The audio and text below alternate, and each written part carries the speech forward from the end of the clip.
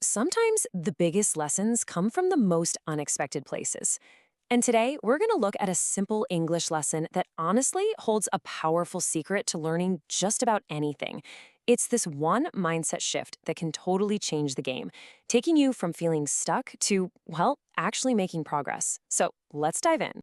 Okay, so it all kicks off with a feeling I bet we've all had. That knot in your stomach right before you try something new, that deep down fear of just completely messing it up. And it doesn't matter what it is. It could be learning a new language, giving a big presentation, or even just raising your hand in a meeting. That feeling, it's everywhere. But why is that? Seriously, what is it about making one tiny little mistake that can feel so paralyzing? It's this universal thing, right? And we've got a perfect example to show you what I mean. So this is Leo. He's learning English, and man, his fear is just so clear. He's completely wrapped up in worrying about his pronunciation, about saying something wrong. And that exact feeling, that fear of not being perfect, that's the thing that's holding him back. And I mean, who hasn't been there? Yeah, what Leo's feeling is a classic case of something we can call the perfection trap. It's this idea we get in our heads that we have to be flawless, like right from the get go. And honestly, it's one of the biggest roadblocks to ever really learning anything new. And here's the crazy thing about this perfection trap, right? It's a total paradox. When your goal is to be absolutely perfect, deliver the perfect speech, give a flawless performance, what's the result? Usually, nothing. No speech, no action. That fear of not hitting some impossible standard just stops us dead in our tracks. And Leo just nails it himself, doesn't he? He says he gets so caught up trying to build the perfect sentence that he just says nothing.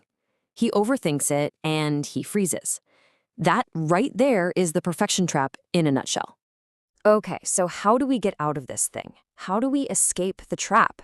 Well, it takes a really powerful shift in how we think about it, a new focus that completely changes the game. And this is it. This is the big idea right here. Lisa, who's Leo's mentor, gives him this piece of advice that is just a total game changer. She says the goal isn't to be a walking dictionary. The goal is to be understood. It's all about connection, not about being technically correct all the time. And here's the really important part, the crucial insight.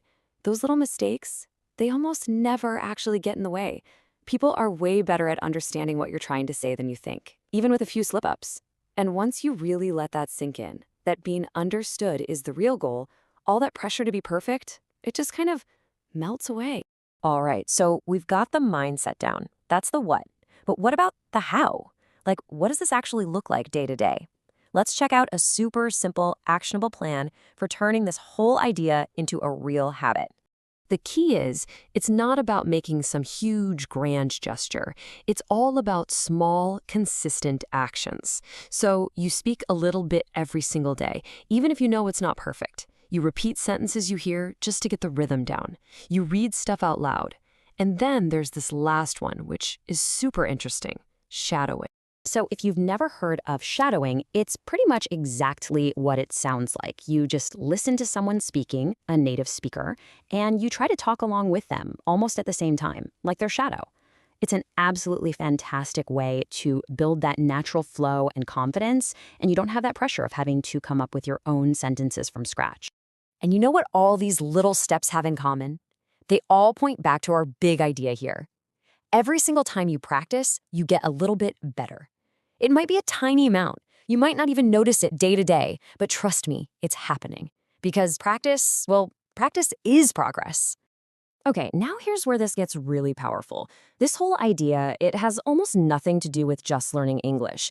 This is a fundamental lesson for learning pretty much any new skill in your entire life. I mean, just think about it for a second. You don't wait until you're already strong to go to the gym, right? No, you go to the gym to get strong. You don't expect to be some master chef the first time you try a new recipe. It's the exact same principle, and it applies everywhere. You learn by doing, by trying, and yep, by making a bunch of little mistakes along the way. And that's really the bottom line, isn't it? If you're waiting for the perfect moment or waiting until you have the perfect skills, you're just setting yourself up to do nothing. Real growth, real progress, it only ever happens when you decide to just take that first, messy, imperfect step. So I'm going to leave you with this to think about. What's that one thing you've been putting off because you're waiting until you feel good enough to start? Just imagine what would happen if you gave yourself permission to just be a beginner, to be a little clumsy at it. What are you going to start practicing today? Perfectly, imperfectly.